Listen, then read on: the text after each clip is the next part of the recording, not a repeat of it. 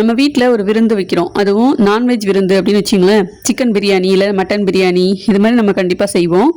இப்போ இன்றைக்கி நான் வந்து திண்டுக்கல் பிரியாணியும் அது கூடவே மட்டன் பாயாவும் செஞ்சுருந்தேன். பிரியாணி கூட மட்டன் தால்ச்சா சேர்த்து சாப்பிட்ருப்பீங்க, ஆனால் அந்த பாயா சேர்த்து சாப்பிட்ட பாருங்க ரொம்ப நல்லாயிருக்கும், வித்தியாசமாகவும் இருக்கும்.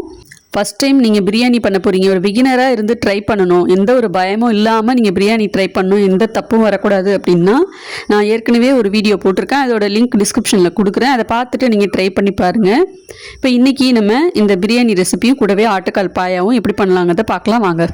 முதல்ல ஆட்டுக்கால் பாயா பண்ணுறதுக்கு 2 ஸ்பூன் கசகசாவை கொஞ்சம் சுடு தண்ணியில் ஊற வச்சிட்டிங்கன்னா நல்லா அரைக்கும் போது அரைப்படும், இல்லைன்னா அரைப்படாமல் இருக்கும். கூடவே ஒரு 10லேருந்து 15 முந்திரியும் சேர்த்து ஊற வச்சுருங்க. இது அப்படியே ஊறட்டும். 15லேருந்து ஒரு 16 ஆட்டுக்கால் எடுத்திருக்கேன். இதை வந்து நல்லா சுத்தம் பண்ணிவிட்டு குக்கரில் கொஞ்சம் மஞ்சள் தூள், இஞ்சி பூண்டு பேஸ்ட்டு சேர்த்துட்டு கொஞ்சமாக அது முழுகிற அளவுக்கு மட்டும், அந்த ஆட்டுக்கால் முழுகிற அளவுக்கு மட்டும் தண்ணி சேர்த்துட்டு 15 விசில் வச்சு எடுத்துக்கணும். ஊற வச்ச முந்திரி கசகசா கூடவே ஒரு அரை ஸ்பூன் பெருஞ்சீரகம் சேர்த்துக்கோங்க. கூடவே ஒரு 3 ஸ்பூன் மட்டன் மசாலா, 2 ஸ்பூன் தனியாத்தூள், கொஞ்சமாக 1/4 ஸ்பூன் மஞ்சள் தூள் சேர்த்து அரைச்சி தனியாக எடுத்து வச்சுக்கோங்க. இப்போ மட்டன் வேக வச்சு எடுத்தாச்சு. இப்போ அதே குக்கர்லேயே கொஞ்சம் எண்ணெய் சேர்த்துட்டு நல்லா காஞ்சதுக்கப்புறம் 2 ஏலக்காய், 2 பட்டை, 3 கிராம்பு, ஒரு பிரியாணி இலை, 1/4 ஸ்பூன் பெருஞ்சீரகம், 2 வெங்காயம், இதை நல்லா வதக்கிக்கோங்க. பெரிய வெங்காயத்துக்கு பதிலாக நீங்கள் சின்ன வெங்காயமும் சேர்த்துக்கலாம். வெங்காயம் நல்லா கண்ணாடி பதத்துக்கு வதங்கினதுக்கப்புறம் இஞ்சி பூண்டு பேஸ்ட்டு சேர்த்துக்கோங்க. காரத்துக்கு பச்சை மிளகாய் 4 சேர்த்துக்கிறேன். 2 தக்காளி வதங்கிறதுக்கு கொஞ்சமாக உப்பு சேர்த்துட்டு நல்லா வதக்கிக்கோங்க. இப்போ இதில் 1 ஸ்பூன் மட்டும் சிவப்பு மிளகாய் தூள் சேர்க்குறேன். கொஞ்சமாக சேர்த்துக்கோங்க, நிறைய சேர்க்க வேண்டாம், இல்லைன்னா குழம்பு மாதிரி ஆகிடும். இப்போ நல்லா இந்த அளவுக்கு வதக்கி விட்டுட்டு நம்ம முந்திரி கசகசா அரைச்சி வச்சுருக்கோம் பார்த்தீங்களா, அதையும் சேர்த்துட்டு கொத்தமல்லி, புதினா இதெல்லாம் கொஞ்சம் வாசனைக்கு சேர்த்துட்டு தேவையான அளவுக்கு தண்ணி சேர்த்துக்கோங்க. தண்ணி தாராளமாகவே சேர்த்துக்கோங்க. அரை ஸ்பூன் மிளகு நல்லா நுணுக்கி வச்சுருக்கேன், அதையும் சேர்த்துக்கிறேன். ஏன்னா அந்த முந்திரி கசகசா பேஸ்ட் வந்து பார்த்திங்கன்னா நல்லா திக்காகவே இருக்கும். நல்லா தண்ணி வந்து ஒரு 2 டம்ளர் தாராளமாகவே சேர்த்துக்கோங்க. ஏன்னா இது ஒரு சூப்பு மாதிரி தான் இருக்கும்.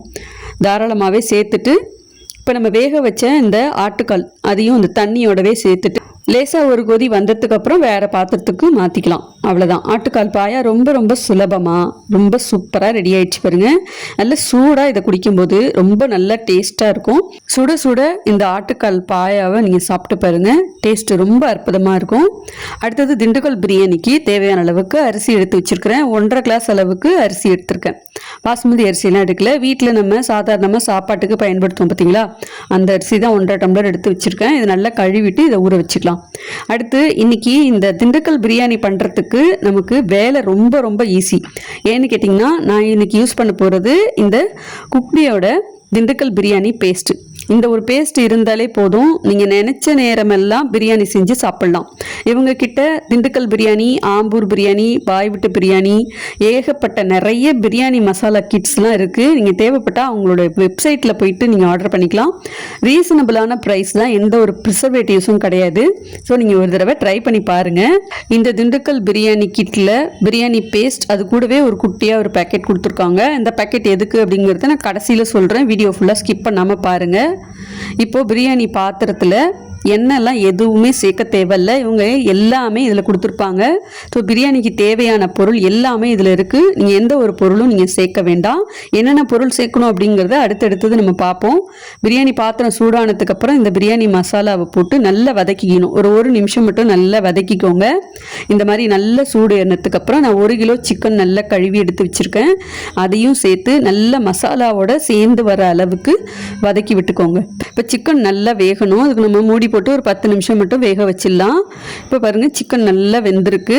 தண்ணி விட்டு அந்த தண்ணி எல்லாமே நல்லா சுண்டி இந்த அளவுக்கு கெட்டியானதுக்கப்புறம் பிரியாணிக்கு தேவையான அளவுக்கு தண்ணி சேர்த்துக்கணும். 1.5 கிளாஸ் அரிசிக்கு 3 கிளாஸ் தண்ணி சேர்க்குறேன். இதே நீங்கள் பிரியாணி அரிசி எடுக்கிறீங்க, அதாவது பாஸ்மதி அரிசி எடுக்கிறீங்கன்னா 1 கிளாஸ் அரிசிக்கு 1.5 கிளாஸ் அளவு அப்படிங்கிற கணக்கில் தண்ணி சேர்த்துக்கோங்க.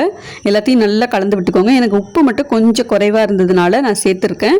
இப்போ தண்ணி நல்லா கொதிச்சதுக்கப்புறம் ஊற வச்ச அரிசியையும் சேர்த்துட்டு நல்லா கலந்து விட்டுருங்க. ஏற்கனவே ஒரு பிரியாணி வீடியோ போட்டிருந்தேன்னு சொன்னேன் இல்லையா, அதில் வந்து இந்த தம் பிரியாணி எப்படி பண்ணுறது அப்படிங்கிற டீட்டெயிலான மெத்தட் வந்து நான் உங்களுக்கு கொடுத்துருக்கேன். அது தேவைப்பட்டால் நீங்கள் செக் பண்ணி பாருங்கள், டிஸ்கிரிப்ஷனில் லிங்க் கொடுக்குறேன். அதையே திருப்பி இங்கே சொல்ல வேணாம், ரொம்ப லென்த்தாக போகும் அப்படிங்கிறதுனால அது நான் இங்கே சொல்லலை. பாருங்கள், சூப்பராக திண்டுக்கல் பிரியாணி ரெடி ஆகிடுச்சு. கடைசியாக பிரியாணி ரெடியானதுக்கு அப்புறம் இந்த கிட்டோட ஒரு குட்டியாக ஒரு பேக்கெட் கொடுத்துருந்தாங்கன்னு சொன்னேன் இல்லையா, அது வந்து என்னன்னு கேட்டிங்கன்னா எண்ணெய். அதை லாஸ்ட்டாக வந்து மேலே இந்த மாதிரி ஊற்றிட்டு நல்லா கிளறி விட்டுருங்க. அவ்வளோதான், பிரியாணி நல்ல வாசனையாகவும் இருக்கும், அரிசி நல்ல பொலப்பொலன்னு உதிரியாகவும் இருக்குது பாருங்கள். இப்போ இந்த பிரியாணியை வந்து நீங்கள் அவிச்ச முட்டை, சிக்கன் 65, ரைத்தா, சிக்கன் குழம்பு இது எல்லாத்தையும் கூட நீங்கள் பரிமாறலாம், ரொம்ப நல்லாயிருக்கும். நான் இன்றைக்கி மட்டன் பாயா கூட பரிமாறியிருக்கேன். அதே மாதிரி நான் இங்கே தம் பிரியாணி பண்ணியிருக்கேன். நீங்கள் வந்து இதை குக்கர்லேயும் ட்ரை பண்ணலாம். குக்கரில் 2 விசில் வச்சிங்கன்னா போதும், ரொம்ப சூப்பராக ரொம்ப சுலபமாக ஈஸியாகவே ரெடி ஆகிடும். இதை வந்து நீங்கள் காய்கறிகள் வச்சியும் செஞ்சு பார்க்கலாம். அதாவது நான்வெஜ் சாப்பிட மாட்டேன், நான் வெஜ்ஜு தான் அப்படின்னா நீங்கள் வந்து சாதாரணமாக நம்ம வெஜ் பிரியாணி எப்படி செய்வோம் அதை கூட நீங்கள் இதில் ட்ரை பண்ணி பார்க்கலாம். காய்கறிகள் அரிசி மட்டும் சேர்த்தா போதும், உங்களுக்கு வெஜ் பிரியாணியும் ரெடி ஆகிடும். நம்ம சாதாரணமாக பிரியாணி செய்யணும் அப்படின்னா வெங்காயம், தக்காளி, இஞ்சி, பூண்டு, கொத்தமல்லி, புதினா, தயிர் இந்த மாதிரி எல்லா பொருளும் ரெடியாக எடுத்து வச்சுட்டு தான் செய்யணும். இதெல்லாம் எதுவுமே இல்லாமல் இந்த குக்டியோட திண்டுக்கல் பிரியாணி பேஸ்ட் வச்சு நீங்கள் பிரியாணி செஞ்சு பாருங்கள். டக்குன்னு ஈஸியாக செஞ்சிடலாம். நீங்கள் எப்பப்பெல்லாம் பிரியாணி செஞ்சு சாப்பிட்ணுமோ நினச்ச நேரத்துலலாம் இதை நீங்கள் செஞ்சு பார்க்கலாம். ஹவுஸ் ஒய்ஃபாக இருந்தாலும் சரி, பேச்சுலராக இருந்தாலும் சரி, வேலைக்கு போகிறவங்களா இருந்தாலும் சரி, யாராக இருந்தாலும் சரி, பிரியாணி சாப்பிடணும்னு நினச்சிங்கன்னா இவங்களோட மசாலாவை ஒரு தடவை ட்ரை பண்ணி பாருங்கள். பிரியாணியில் நிறைய ப்ராடக்ட்ஸ் இவங்களோட வெப்சைட்டில் நீங்கள் போய் பாருங்கள். அதுவும் இல்லாமல் இன்ஸ்டாமார்ட்லையும் கூட இவங்களோட ப்ராடக்ட்ஸ் ஈஸியாகவே கிடைக்குது. பிடிச்சிருந்ததுன்னா ஒரு தடவை ட்ரை பண்ணி பாருங்கள். வெப்சைட் டீட்டெயில்ஸ் நான் டிஸ்கிரிப்ஷனில் கொடுக்குறேன், தேவைப்பட்ட செக் பண்ணி பாருங்கள். இங்கே நீங்கள் பார்க்குற லாங் வீடியோஸ் எல்லாமே ஷார்ட் வீடியோஸாக என்னோட இன்ஸ்டாகிராமில் கொடுத்துருக்கேன். இன்ஸ்டாகிராம் ஐடியும் மென்ஷன் பண்ணியிருக்கேன், தேவைப்பட்ட செக் பண்ணி பாருங்கள். நிறைய வீடியோஸ் உங்களுக்கு யூஸ்ஃபுல்லாகவும் இருக்கும், என்டர்டெய்னிங்காகவும் இருக்கும். செக் பண்ணி பார்த்துட்டு உங்களுக்கு பிடிச்சிருந்ததுன்னா மறக்காமல் ஃபாலோ பண்ணிக்கோங்க. இன்றைக்கி நீங்கள் பார்த்த இந்த திண்டுக்கல் பிரியாணி, மட்டன் பாயா இது ரெண்டுத்தையும் மறக்காமல் நீங்கள் ட்ரை பண்ணி பார்த்துட்டு உங்களுடைய ஃபீட்பேக் கமெண்ட்ஸை எனக்கு ஷேர் பண்ணுங்கள். இந்த வீடியோ எப்படி இருந்துச்சு அப்படிங்கிறத ஃபீட்பேக்கும் சொல்லுங்கள். இதே மாதிரி நிறைய வீடியோஸ் நம்ம சேனலை நீங்கள் திரும்ப பார்க்கணும் அப்படின்னா மறக்காமல் சப்ஸ்கிரைப் பண்ணி சப்போர்ட் பண்ணுங்கள். இந்த வீடியோ உங்களுக்கு பிடிச்சிருந்ததுன்னா மறக்காமல் உங்களோட ஃபேமிலி ஃப்ரெண்ட்ஸுக்கும் இதை ஷேர் பண்ண மறந்துடாதீங்க. அடுத்து வேறு ஒரு வீடியோவில் பார்ப்போமா? பாய்.